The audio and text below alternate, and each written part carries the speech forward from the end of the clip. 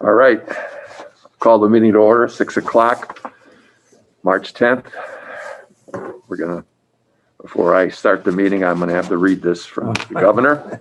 Pursuant to Governor Baker's March 12th, 2020 order suspending certain provisions of the open meeting law, general laws, chapter 30A, subsection 18, and the governor's March 15th, 2020 order concerning imposition of strict limitations on the number of people that may gather in one place.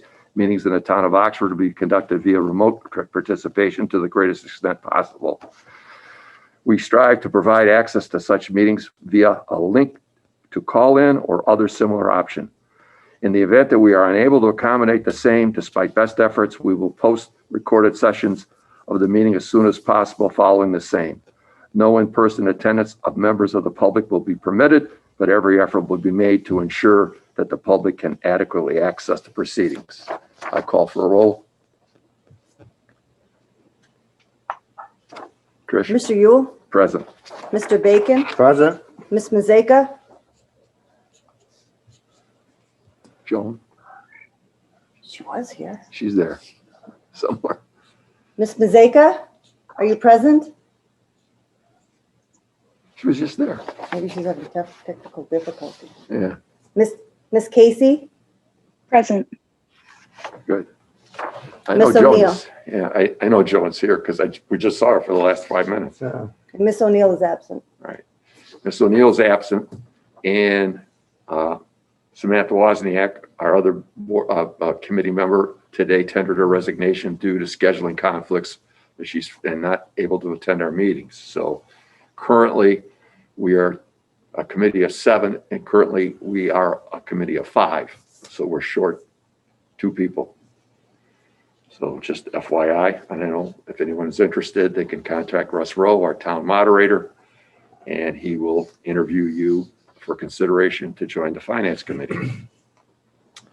That being said, the next item on the agenda is to approve the March 3rd minutes, which we all have in front of us, I think. Yes, right here. And if everybody's had an opportunity to review Trish's preparation of the minutes for March 3rd, if there's any questions, corrections, comments, if none, I'll entertain a motion to approve the minutes of March 3rd. So moved. Do I hear a second? Second. All right, Karina. All right. All right. Mr. Yule? Yes. Mr. Bacon? Yes. Miss Mazeka? What happened to her? We lost her. Miss Casey? Yes. Where did she go? She was one of the first ones that joined. Yeah, she was here before we even started the meeting. I don't know. Maybe she had a problem. I don't know. Maybe her internet went down or something. Yeah, mine did last night for a while. I think they were doing work. Charter was doing some work on their servers.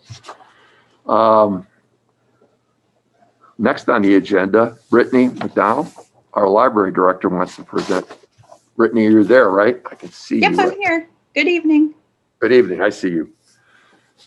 My glasses fog up, so I have to do this. All right, Brittany, do you want to go over your budget, or do you have a presentation you want to present?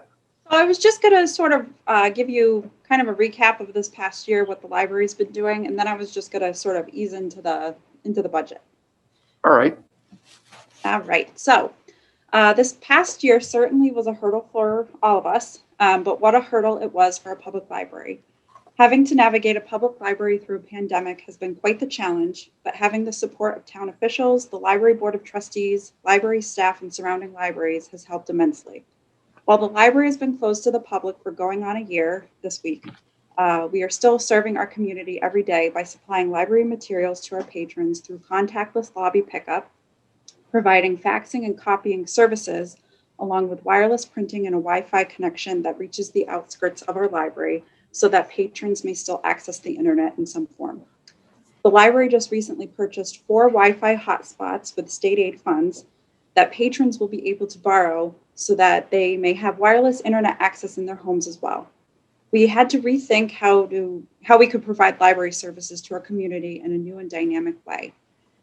We have expanded our digital collection of ebooks, audiobooks, and magazines, along with the addition of databases that help to assist patrons with job searching and students with homework help.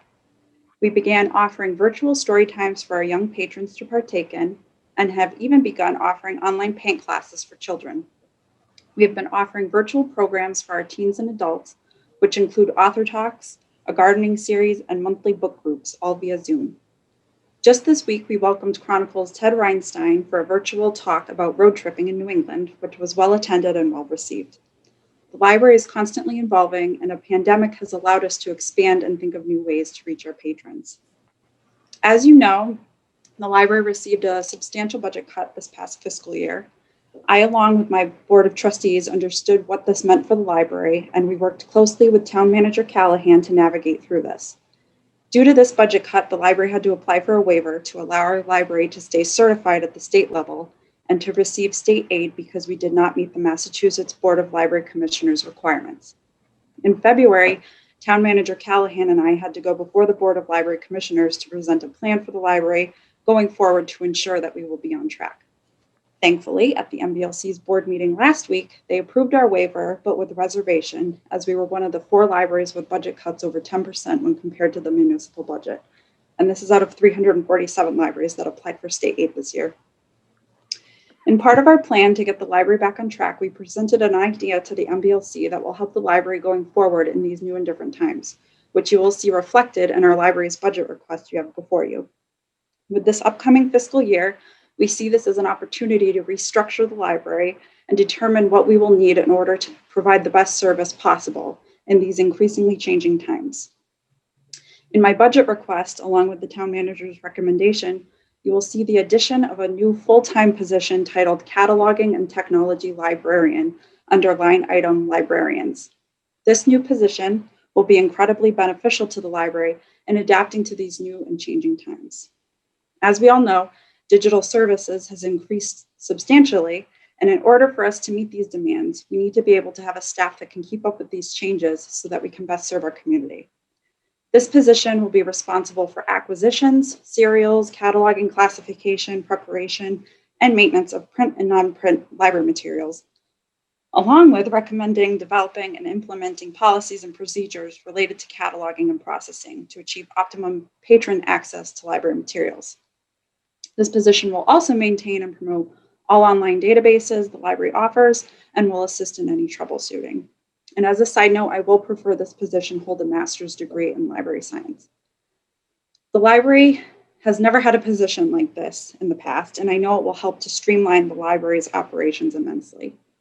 So with that being said, this position is the biggest change in our budget when compared to last year. You will see in this year's request that some money has been moved from the part-time circulation clerk's line item and moved back to the part-time pages line item. The town manager's recommendation for this year includes the addition of 1 part-time page, which we're currently at the equivalent of 2 part-time pages, so that would put us at the equivalent of 3. But other than that, these are the only real changes to our budget in contrast to last year. Thank you. Does any of our committee members have questions, Brittany, regarding the budget? I see Joan's back. Thank you, Joan. All right.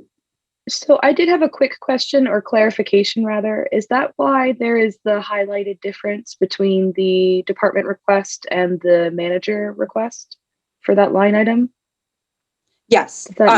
Yes. So town manager and I had discussed a full-time position. So that was brought to the fact after that I had presented what I had requested. Okay. Thank you. You're welcome. So this new position, everything's going to be done remotely.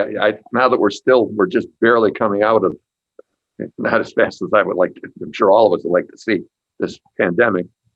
You're still going to have issues as far as physical attendance within the building, so to speak. You're limited by the number of individuals that can actually be there at one time. Am I correct? Correct. Okay. And we're still closed, and I'm not quite certain as to when we will be opening to allow our patrons in. I'm sure going into what we're talking about fiscal 22, which starts July 1st. So yep. As we get into the summer, and into the fall, hopefully we'll start to gradually open and broaden and pick up steam. So I can understand the budget. It's and as you said, the big item is that $45,000 for that new position for Yes. remote. And you said in supplies, you're doing some, you've increased some of your purchases for software, and I see that. And books are about the same, but there's really not really a change here. I think overall, actual budget for the library in actual was in 19 was 451,526. Actual in 20 was 427,239. And right now you're at requesting a 472,000, which is the difference between actual 19 is 20,000, and in between actual and 20 here. Let's see. So in Not that fiscal year, much. so in fiscal year 2020, in the last quarter of the year, I cut back spending immensely just because we didn't know where we would be with the pandemic. Right. 44, it's over 44,874 is what the difference is between 20 and 22. As I said, between 19, actual 19, it's not that much. You're correct, Brittany, and it's small. The biggest change is your additional of this new person to do remote reach out to the community for library services. And you alluded to the fact you did something with the pages here, again, because of the lack of physical ability to attend to participate in the building services. Yes. So you kind of rearranged the deck chairs. So it falls into place. The numbers really haven't transpired. And are we now in compliance with the library review board, or is that still going to be an issue going forward? So we've received our waiver, which is great news. So if this budget is to pass the way that we've presented it to you tonight, then we will be in good graces with the MBLC. They'll see that we have taken the proper steps going forward to make sure that we get back on track. Good, proper steps, and to you, obviously this makes more sense today that everybody seems to be online. Audio books, all these other different venues of reading besides the actual books themselves. And I noticed the books, that didn't change much. You're still at the 57,000 in purchase of new books. How many books a year do we purchase? Is it a substantial number of hard copy books, so to speak? It is a good amount. I don't have the number off the top of my head, but also included in that line item is ebooks. And ebooks are a little bit more pricey only because you can, check them out. Some of them at the same time, so multiple people can have them, which you couldn't with a print book. So the way we've transitioned it is costing a bit more, but okay. It's more helpful. So they're not just hard copies; they're ebook licenses that you. Okay, yep. Got it. Yep. That would make sense. Okay, now that even sounds better in the sense that we can outreach is stronger to the community with ebooks. And now that you have this person to manage that, that makes sense. Yeah. Any other questions of Brittany? No. All right, Brittany. Well, thank you very much for the presentation. It's very informative, and I'm glad to hear that we're back in good graces with the Library Review Board. Yes, me too. Forward. All right. Thank you so much. Thank you. Next item, Lauren Wilson, our Senior Center Director. Do I see you? I'm here. All right. Okay. There you are. Yep. Okay. I put my glasses on. Do you have a presentation, or is there something you just want to go through the budget? Or Well, this is my first time doing it. So back last year in May, Town Manager Callahan had asked me if I would be willing to come over to the Senior Center as Stacy Bauer was retiring and learn some of the ropes over here and keep the place up and running. So I, of course, graciously did that. And during that time, during a pandemic, it's been a little challenging with our seniors. They're very, they all want to come in. They all want to be doing stuff. During that time, we were able to still continue transportation, getting our seniors to and from doctor's appointments or anything out of town using the WRTA van. and our own in-town van, where I had graciously one driver, Barbara Valentino, who offered to come in at 6 o'clock in the morning during the pandemic and get our seniors that wanted to go early down a Market Basket. So that was a huge hit with all the seniors. During that time, we also did a drive-through ice cream social and a drive-through lunch.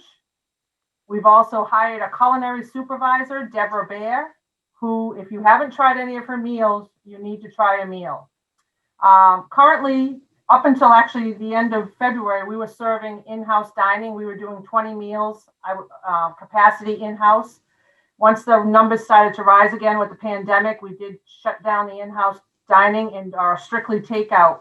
Our numbers have not affected it at all. We're still averaging 30 to 40 meals every Tuesday and Friday when we serve them. And we also opened it up to our town employees.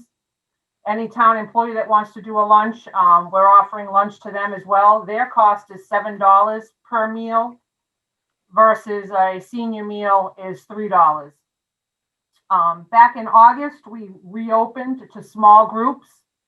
We have needleworking groups on Tuesdays and Wednesdays, a book club on the first Fridays, a movie afternoon, and a podiatry clinic. Currently, we send out over 700 newsletters a month to hit the senior population. So it's very, very well received, as well as we send out birthday cards. I'm sure a few of you might have actually received a birthday card from us. Yes, I did. So pretty much, like I say, this is my first time presenting budget, and it's pretty, I guess, straightforward. We really haven't made any major changes. We are not having a clerical person right now currently. My outreach worker and I have been handling the everything that needs to happen in-house. And our van drivers have been keeping the vans running and the seniors moving. And our culinary is keeping our bellies full. So the only change is your meal supplies and your chef cost. That's good. That's a new line item on the budget. But as you said, I know we're an aging population. 25% of us are over 65, and that's growing. So you're becoming a nerve center in the community, so to speak, as we age. So I'm glad to see that you're doing a great job as far as providing what's necessary to the seniors, getting them a place to socialize, affording them a meal, and getting the van service so they can go to their doctors and shop. So that seems to be your major components, along with some additional recreational activities you provide at the center. Of course, that's limited now because of the virus. So, Correct. does anybody on the committee have any questions, Laura? No. Thank you for the birthday card. I do. You're welcome, Mr. Baker. Yes? Somebody? Joan, I have a question. Sure. Joan? It's Joan. Yes, Joan. Yeah. I'm assuming that the $15,000 grant is being used, is the $15,000 that's going to offset part of the budget, correct?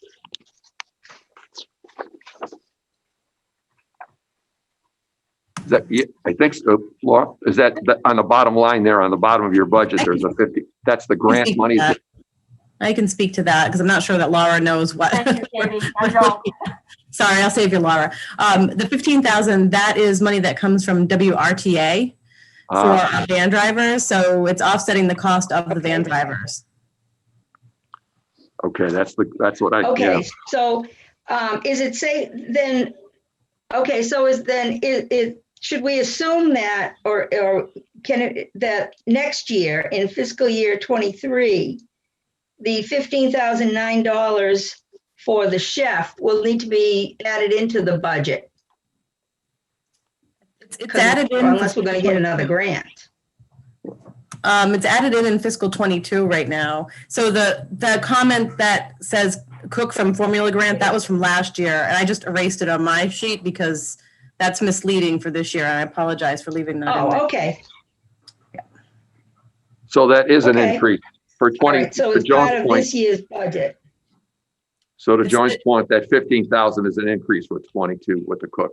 And then I think if you go down to supplies, you'll see that's increased as well. I think we're at $9,100, and I'm sure some of that it says subsidized food menu, $9,700. So you're subsidizing that $3 charge that we charge our seniors. I would assume that's the difference there. And so those are the two, the 15 and the 9. Those are the two increases.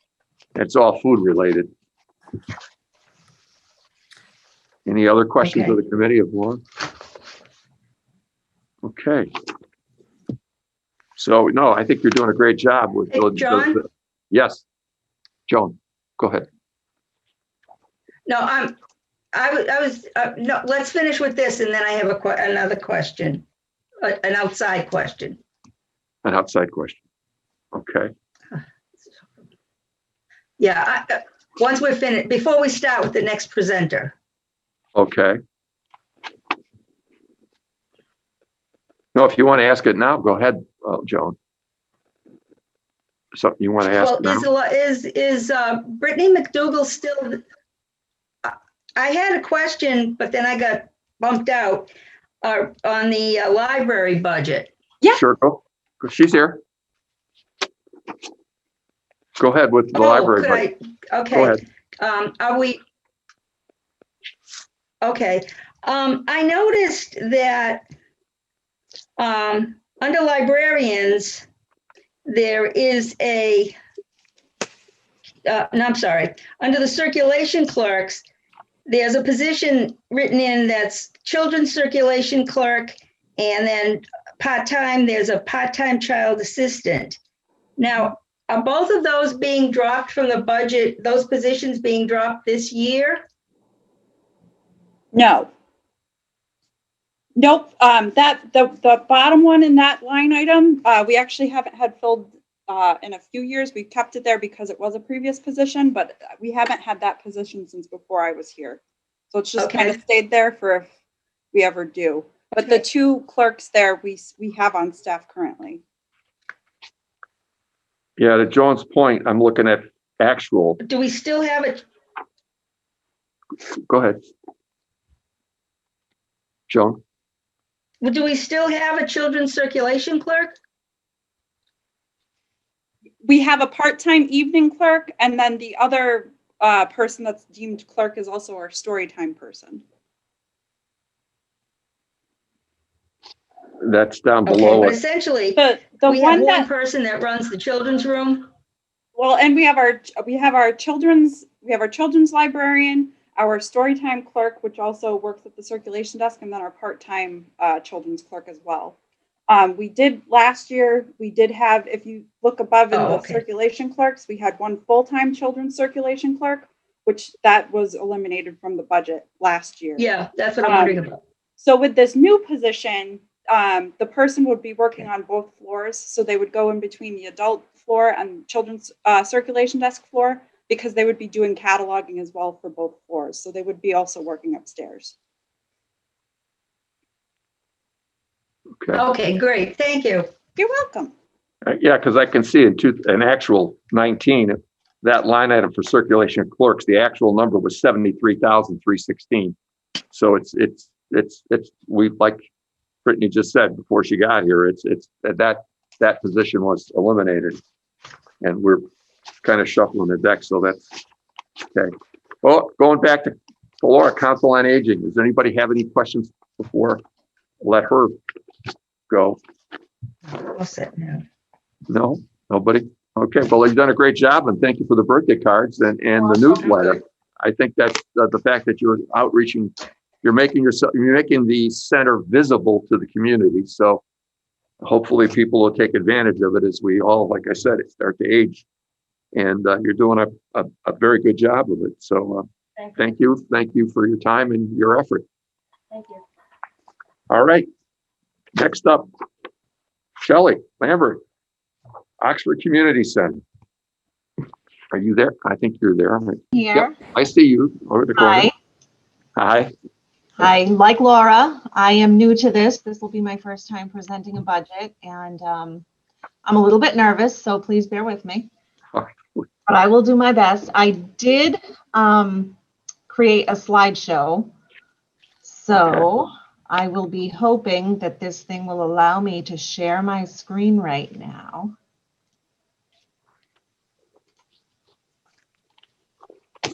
Here it is. Screen slideshow. So I kind of wanted to give you a little idea of who I am and how long I've been involved with the community center. I started as a fitness program member in 2006. In 2007, I started instructing. In 2010, I became the 4th fitness program manager in 4 years since the program had started. And in 2013, I took on several office administrative roles. And all of these things occurred as people were leaving. So with our most recent retirement of Stacy Barr, Town Manager Callahan asked me if I would step in as interim director in 2020, and I was happy to do that. Not so happy that it was during a pandemic, as that was very difficult, but it's done. Here I am as the interim director and sole program manager at this time. What we've had going on in the past has been our fitness program, youth athletics, arts, craft, music, and cooking classes for children, and our Carbuncle Beach programs in the summer, and the past 4 years, our splash pad. Just a little view of what our fitness offerings are, and I'll go through these quickly because Laura and Brittany were so fast, I don't want to keep you here all night. We have our cardio room and weight room with a plethora of equipment that people can use. We offer personal training services and exercise program design with 3 certified fitness trainers, including myself, and some independent contractor instructors that we have. We've always offered youth athletics, basketball. We've had basketball leagues, skills and drills clinics, and we start the littles as young as 3 to 5 years old with a licensed program under Start Smart Basketball. Our coach Keith has offered baseball and softball clinics since the beginning of time, it seems, and those are always well received, and we have them running right now. He also does flag football and floor hockey, and we also brought in the Start Smart program for soccer for the littles too. In the past, we have been able to rent out the gym. We've had open gym time where kids could drop in, pay a small fee, pick up basketball or football, whatever it is that they wanted to do. We've rented to various men's basketball leagues. We had a women's basketball league, and a local group used to come in for volleyball as well, and they are really looking forward to getting back in the gym when we can. Over the years, we've offered many different craft and development programs for kids. These are programs that we had going on most recently. We were able to do a few of these before Christmas, our Learn to Sew and what did we do? The Mason Jar Craft that we did before Christmas. And we also offer classes to teach life skills.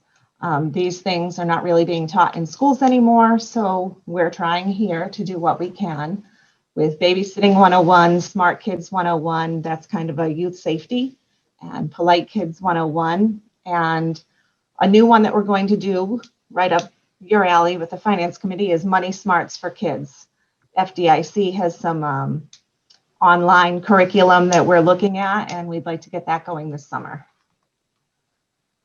In the past, we've also had our summertime program at Carbuncle. Yes. Was there a question? I was just a quick, yes, with your Money Smarts program, Yeah. have you thought about or have you tried to partner with one of our local banks? We haven't yet. We're looking at the FDIC curriculum to determine how we best want to take that. The woman who is probably going to be the instructor has been a bookkeeper for years for various different companies that she's worked for. So we're going to see what her comfort level is with the material before we, branch out and see. We have partnerships with some other local businesses and such in other departments kind of, but we haven't looked yet at the money smarts. But that's a great idea. And Because I'm thinking, I have worked in banking, and one of it may be possible to get some like materials or handouts for the kids, just something extra, and or maybe even a stipend to underwrite part of the cost and the cost of the program. Right. And that's kind of where our minds are going, is more helping to underwrite the program. Because actually, I was surprised on the FDIC site how much they have. There's different activities. They do. Yep, they do. I was very surprised and happy to see when she was researching that. Anything else on that? Well, I'll just make a comment Okay, that I thank know you. that Worcester Thank you. school systems, they have partnerships with different banks, and they come into the classroom. They have some of their bank representatives volunteer their time. They bring, like Joan said, they bring material in, and they fund all of that gratis for the education, how to write a check, how to balance a checkbook, and the fundamentals of how to use, of learning to navigate the financial systems of today. And bring, and they start actually at the kindergarten level, believe it or not. Right. And that's the age group we're looking at. We're looking at the real little kids. We would like to bring in more for teenagers as well. And that's where I think that working with the local banks would be really helpful. I have an 18-year-old daughter who's a college freshman right now. And she didn't get an opportunity to take a financial class in high school until like her junior year, but it was one of her favorite classes. Because she feels like, I want a class to teach me how to do my taxes. I don't care about listening to Renaissance music. So that's kind of where her mindset is. And I think it's a great idea. So that's kind of where we would like to bring more the banking world into helping us with the program is for teenagers. Good. Okay. Anything else on that one? No. Okay. Additionally, in the past, we've had the big summertime program at Carbuncle, and the splash pad opened. I want to say it was 2016. This picture that you see here, actually, let's toggle back to the other picture. In the first picture, it's got the blue pad and the red. It was painted last summer. The DPW brought in painters to paint it. The DPW did a lot of work on the splash pad last summer before we opened it. The computer program needed to be repaired a bit, and they did a lot of work. So we were able to open it with their help. All of these activities pre-COVID in our summer program. And I'm showing you all this so that you can see when we get to the budget, this is not happening.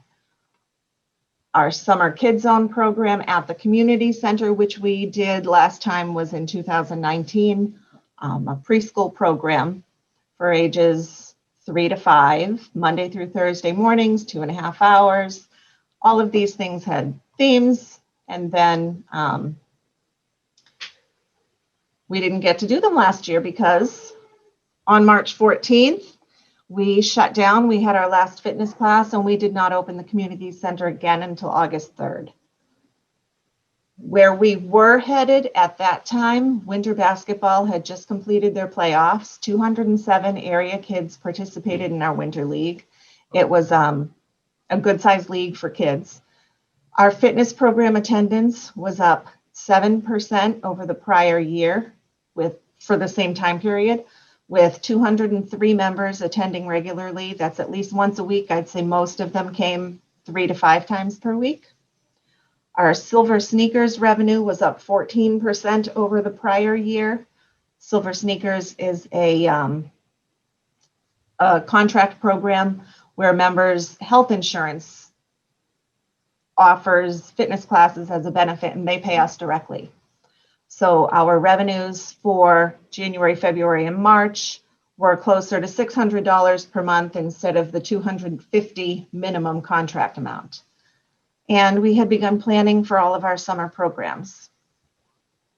With shutdown, Myself and 3 other fitness instructors presented online classes on our Facebook fitness group. Our children's program manager at the time presented online craft and cooking classes. I contacted over 125 members by phone and several more through Facebook and email and text. And I also was in close contact with our licensing partners to see how they could help. Our Silver Sneakers contract, like I said before, it has a minimum payment of $250 per month, which they honored for all but 1 month when they were waiting to see if the federal government was going to help them. So once the CARES Act passed, they were able to submit their $250 monthly payment to us. So there was only 1 month that we missed that. And we contract with another, American Specialty Health, with their Silver and Fit program. And they have been offering $60 per month, April through October, as a COVID recovery payment. So while we weren't able to collect fitness payments from members, fitness membership dues, our partners have been very helpful. We also partner with MOSA, which is our group power license partner, and they greatly increased their online offerings through the pandemic and offered our fitness members only at the time 14 days free and then $9.99 a month subscription. Once they realized that this shutdown was going to take much longer than was originally anticipated, they decided that they would give us and other participating health clubs that they contract with a 15% revenue share from all of those subscriptions. And they've now opened the subscription service to whoever we choose to share our URL with. So we've shared it now with all of the Oxford employees, including the school department, all employees, and we're happy to share it with anybody else. So if you have friends and relatives and neighbors that you'd like me to send our unique URL to, I happily will. One question. Yes. What is the offer? What, just maybe better understand what they provide on that URL. The URL, it's literally just a, that identifies the community center as the sponsor. And they have, let's see, group power classes, Center G, which is like a yoga mind body class. They have active, which is kind of a all around aerobic class. They have step classes. They have kickboxing classes. These classes can be 10 minutes long. Some are 30 minutes, some are 60 minutes. In all, there are 12 different formats. And within those formats, I'd say there have to be probably over 100 workouts total. Wow. So people can, just go online at their leisure, 1 o'clock in the morning or 2 o'clock in the afternoon, and choose a workout. Something for everybody. Okay. Yeah, that's what they are trying to help us with. Provide something for everyone and get people accustomed to their formats. So if they then want to come to a live in-person class, we're here. Any other questions on this before I continue? No, Okay. that's not. Go ahead. Okay. At the beginning of May, we were all furloughed. The entire department was furloughed, and our budget was deeply cut. In July, very limited staff was recalled. That would be myself and 3 other part-time staff members were recalled. Those 3 agreed to work the splash pad so that we could open it and provide something of enjoyment for children over the summer after their lock-in. We have had the Lifesong Church come for the past 3 years on their volunteer day. Usually they would do an inside project. This year that wasn't going to happen. So what we did, myself and I think it was 8 volunteers, we mulched and landscaped the area at the entryway of the community center. Myself and one other staff member cleaned out many storage areas of the community center. And as I was now the only program manager, and she was going to be helping me with craft classes and things like that, we wanted to see what we had for supplies. And so we cleaned out lots of storage areas, realized that we had a lot of things that needed to leave. And we spent a lot of time tossing things that were not worth keeping. And actually, I got in touch with several area trash haulers to give me bids for coming in and removing the big stuff, because the community center had become a repository for dead office chairs, dead file cabinets, dead desks for several other departments in town. So we had rooms full of junk. Ended up going with Al's Rubbish out of Sutton. He gave us a great price, and it was paid for out of our donation account. He had like 7 guys come in one day, and they did the job for $1,700, which was a good $8,000 less than our next lowest bid. In the beginning of August, we opened the splash pad. We had to research all of the guidance from the state for opening such things.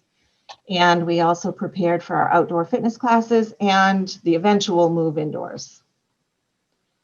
And in August, we began our 10 fitness classes per week with myself and a few other instructors who felt confident to come back.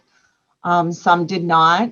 We have a couple older instructors who didn't want to teach simply out of fear, and that's fine. They are still on contract with us, and they come when they're ready. Online pre-registration had to happen for every individual class so that we could keep strict limits on the number of people. The building was locked to the public and still is. We have to buzz people in as they arrive for classes. Our splash pad was monitored by our 3 staff members, and that was August through the first 2 weeks of September. We actually ended up only being open 5 days due to the weather, but we were happy to receive receipts of $1,120 for the splash pad for the season. It was only drop-in, $5 per person. We sold no season passes this year. And that was our August. We're continuing to hold classes in the gymnasium. We had to set up the gymnasium with 14-foot squares because people have to be 14 feet apart to exercise. We have our cardio and weight room open with limited capacity.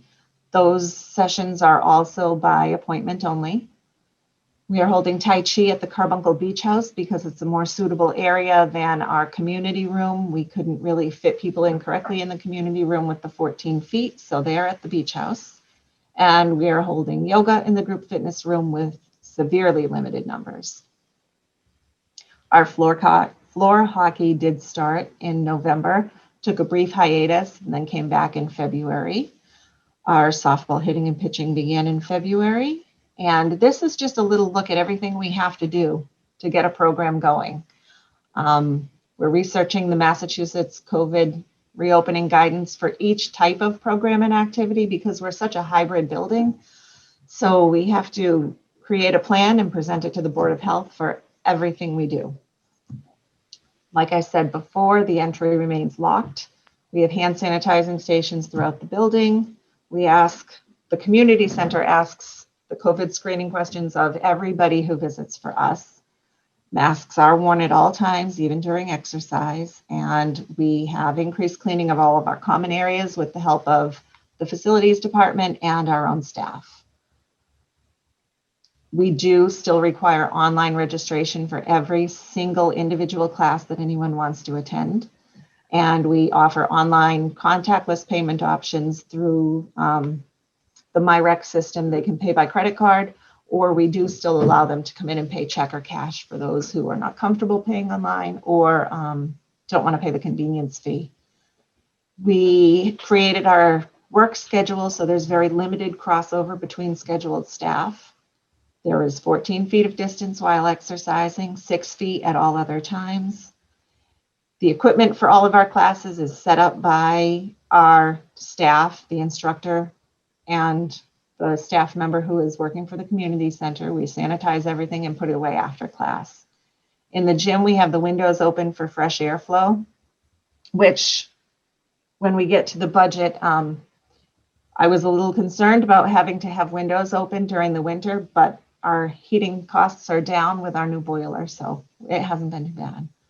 We are still adhering to strict limits on number of people in class, strict limits on number of people in the cardio room.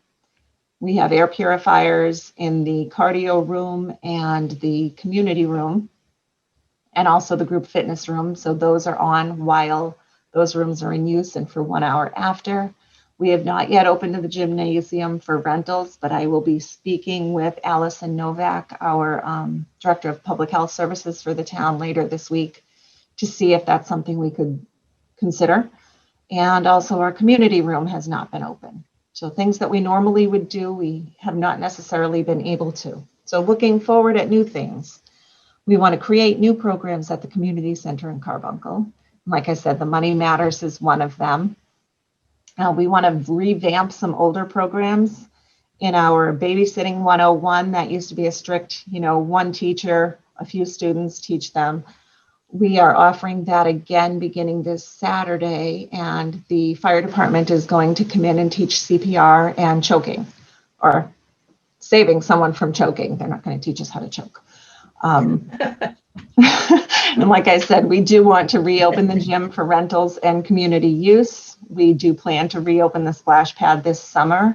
Again, the computer system had to be overhauled. So I was assured by our town engineer at DPW that he's received that back. And once it's warm enough, he's going to test it and see if he needs to send it to Canada again. We are actively researching and working on applying for applicable grants, including the Smolensky-Millette. There are several grants through the Fallon Community Health Plan. They have monthly mini grants, and they also have a larger grant, which we've been invited to apply for. And additionally, the Harrington Hospital Community Outreach Program has agreed to work with us over the summer for our Smart Kids and Safe Kids programs.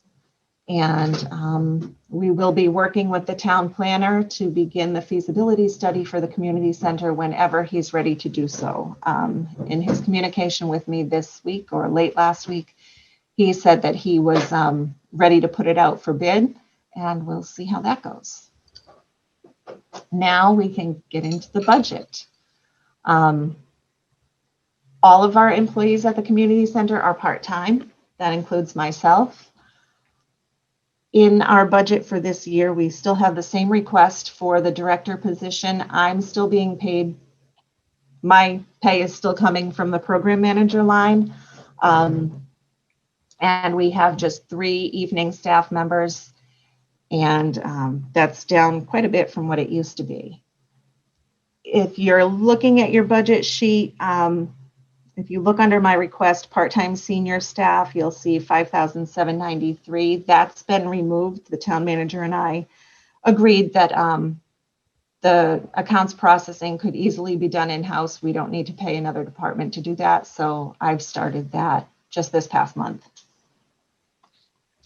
And also, if you look, you'll see that I had requested under the part-time evening and seasonal staff, and that would have been for help at Carbuncle for a summer program. And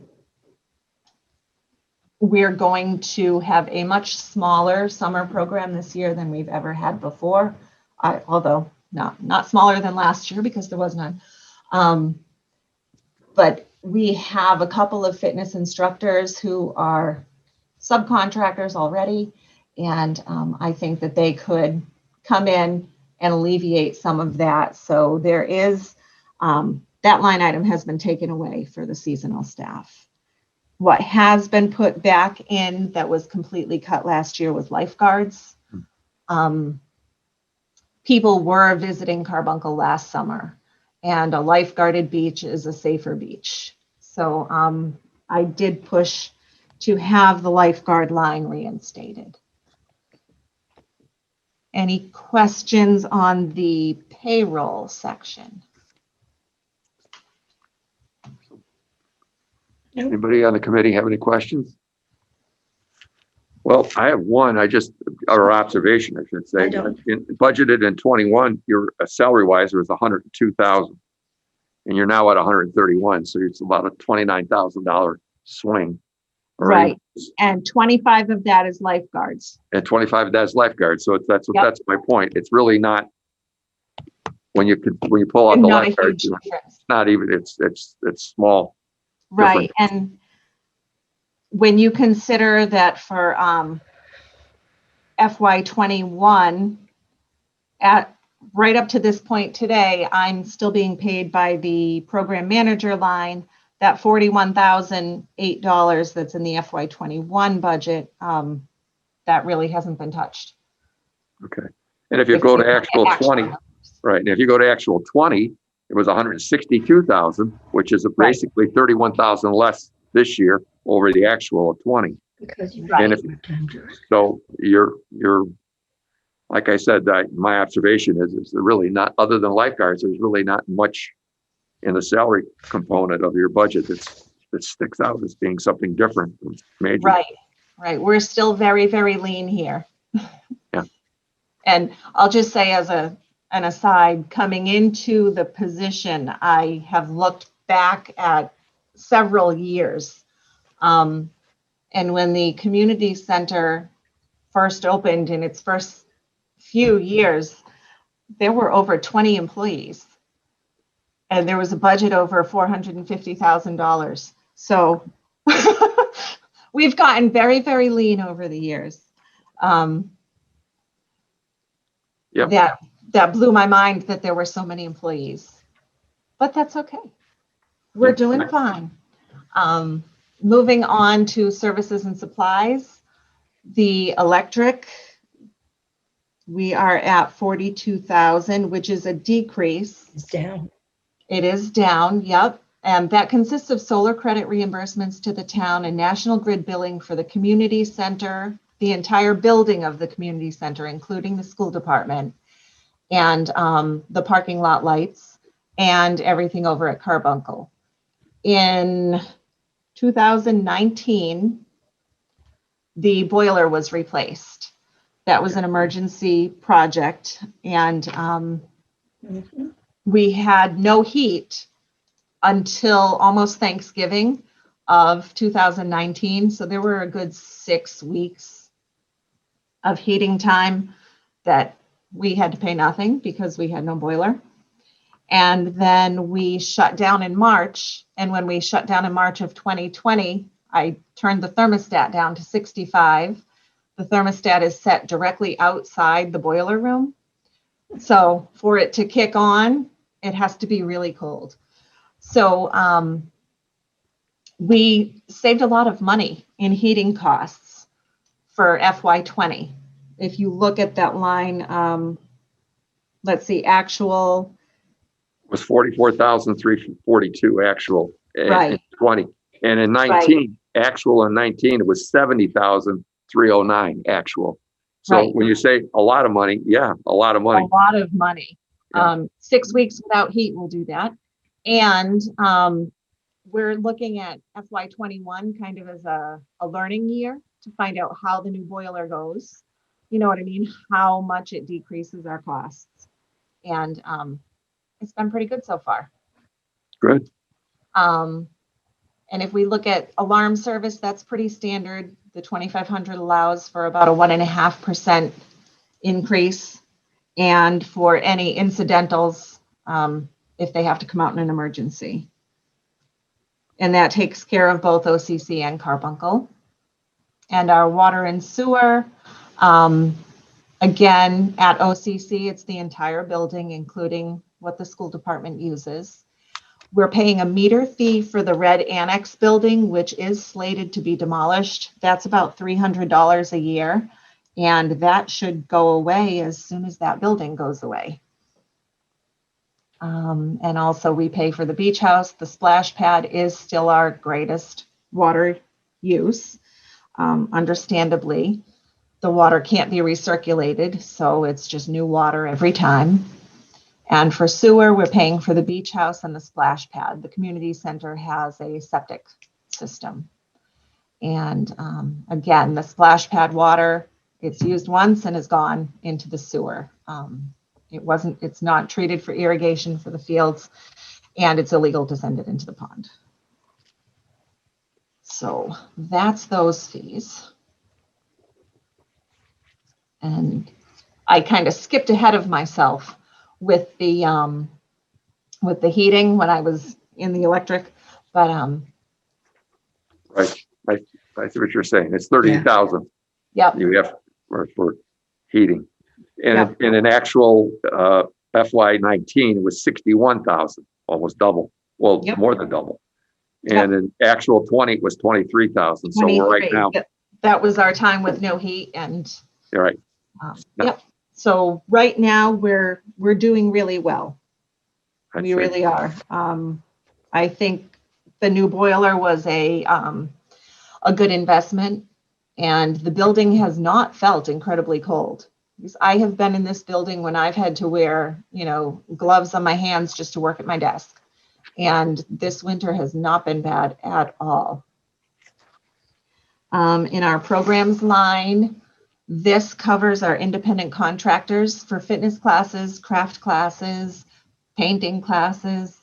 And it's no increase over last year.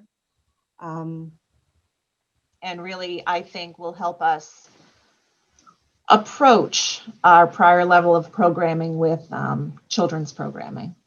Okay. Actual 19, it was 34,362. Yep. So you're right there. Yep. And I think in that year, we had a few expensive contractors.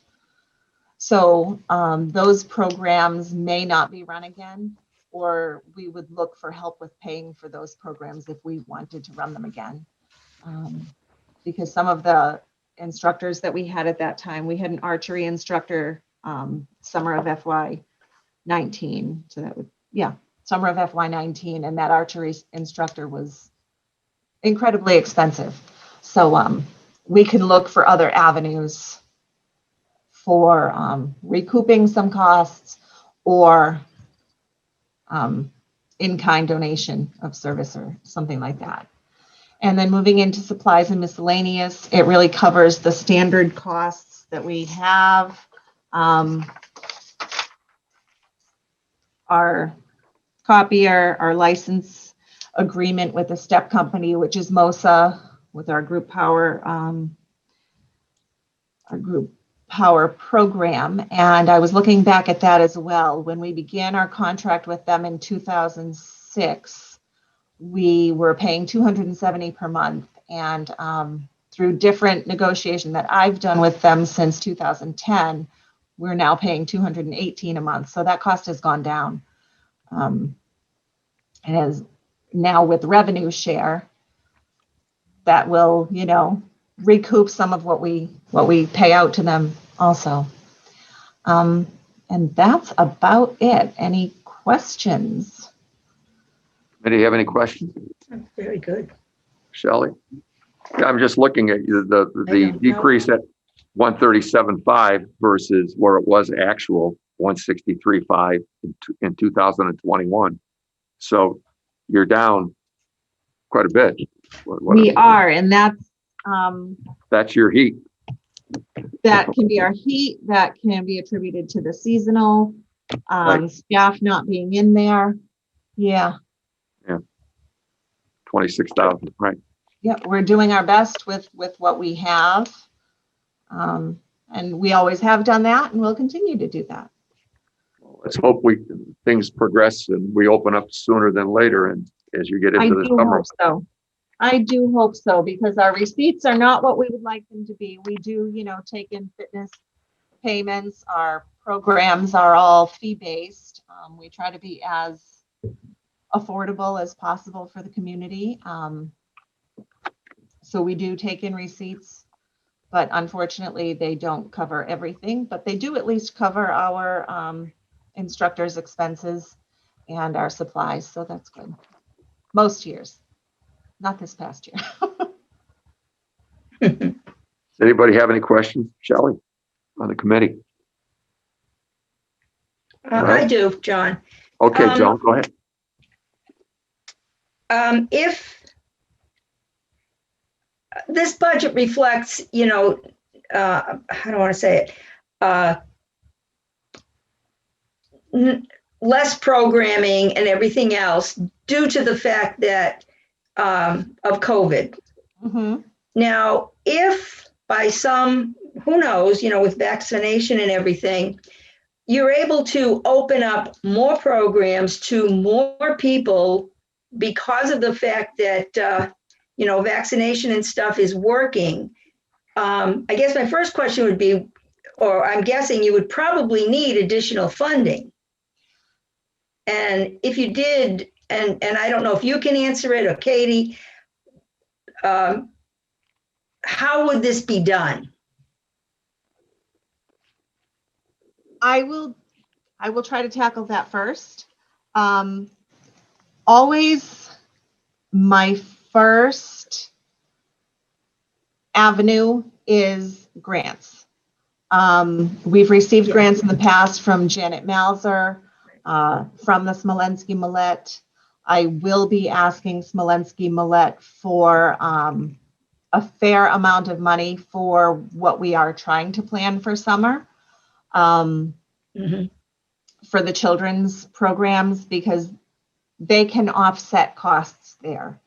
Right. The Fallon Community Health Plan mini grants are not so many. They're $5,000 per month is the maximum that they'll give.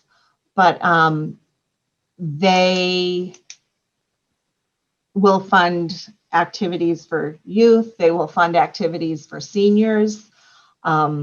So we program for both. We program, actually, our Silver Sneakers fitness classes are packed. Like Laura said, the seniors want to get out and do things. They are packed. There are waiting lists for our Silver Sneakers classes. So as we are able to offer more, or as we anticipate being able to offer more, I definitely will be looking for help from different businesses and foundations. And I don't know if Katie knows if there's any other money hanging on a tree that could be plucked. Could I, Mr. Chairman, I would like to, sort of chime in here as the town manager. One of the things when I've met with Shelley and Katie and looking at this budget, there were two things. The pandemic represented an opportunity to reorganize and restructure programming. And that's something I don't think as much Shelley had talked about in terms of once we're coming out of this, how some of these programs may look different, including not having been, from her perspective, as big of a fan of the way that the summer program was structured. And she and Stacy White are working on new programs in the way to structure that. So what we may have been used to isn't necessarily exactly what we're going to actually embrace and perhaps even put forward.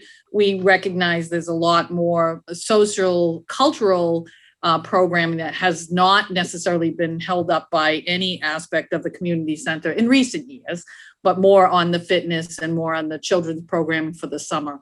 So, bringing her in as interim director and asking for her best skill set to apply her knowledge and also her creativity in looking at programming, I'm sort of giving her a tabula rasa to do that. Having said that, we're quite aware of how well the Smolensky Millette foundations and our trust funds for us have been doing in terms of their overall interest accruals.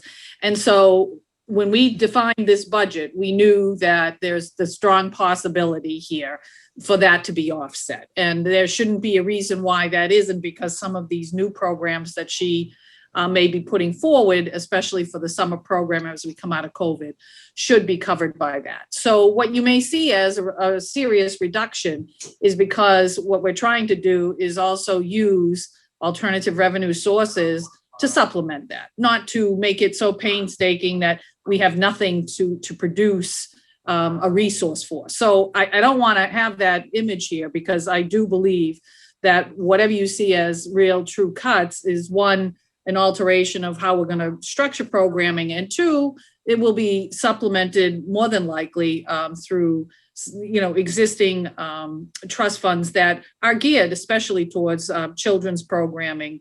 And in the past, it's typically been used more for capital. But in this particular case with new programming, it doesn't have to be just capital. So that's what I think we're targeting here. And this will be an interesting year to see how that goes. But in terms of being able to support the programs through both, fees that people pay as well as grants, we'd all like to have, a Whitensville Community Center, but, that's a multi-million dollar operation. And, where a town that's actually not an independent entity that is a not-for-profit that has no other responsibility other than, community and fitness programming. But we can, I think, create a really good model going forward. I have the utmost confidence in Shelley's vision. Obviously, she did a great presentation here, and even though it's focused on the aspects of where we've been, it's also got a lot more detail that's perhaps not even here tonight about where we hope to be within the next year. And then we'll have a much better idea of what truly we can, count on in putting forward in our budgets in the future, and where we can actually offset with other revenues. We are offsetting in other departments with different revenues all the time that don't get necessarily incorporated into the budget, but they're still part of the asks of the department head in the planning that both the finance director and I do going forward. So I hope that helps explain some of that, because we're not quite there yet. And with us coming out of COVID, it's really hard to plan. But like I said, I think after having many discussions with Shelley, it was really evident that she had a different vision.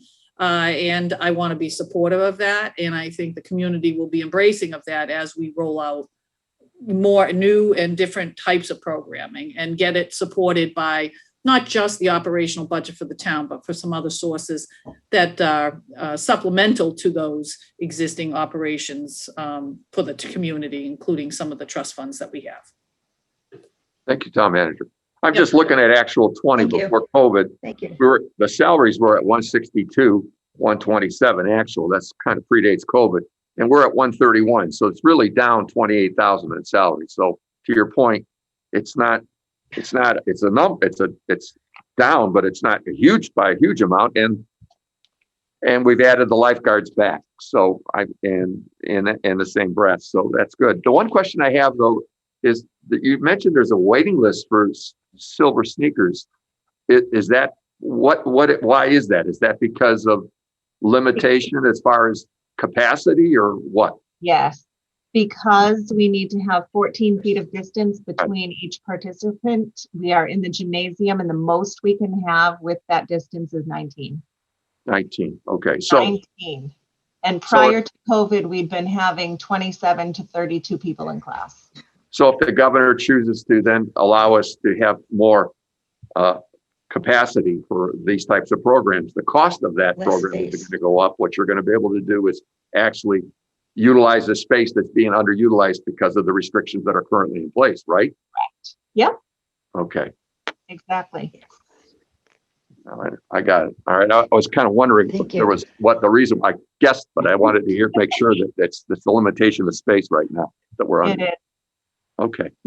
Wouldn't affect the cost of the program. No, actually, if anything, we would get more revenue.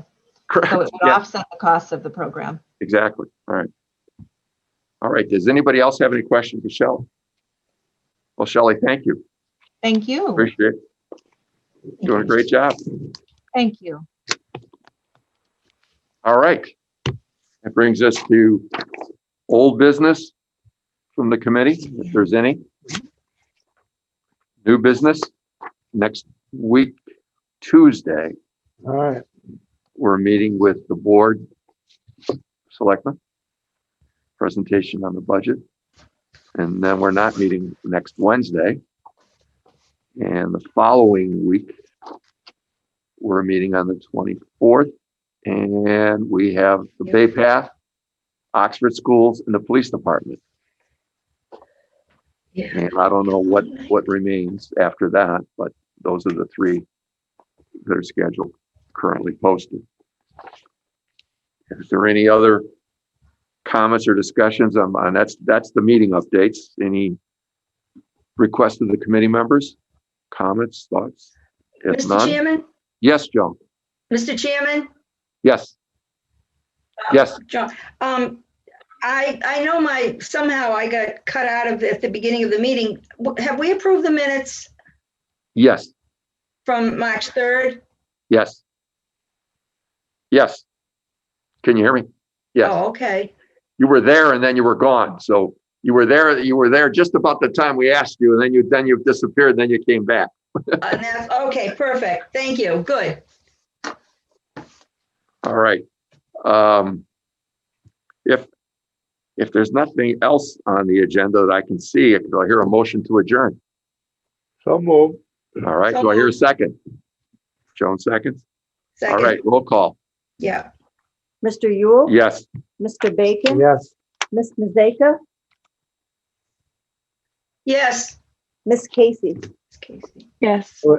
I was in there. I guess we're through. Okay. All right. Meeting adjourned. Thank you all.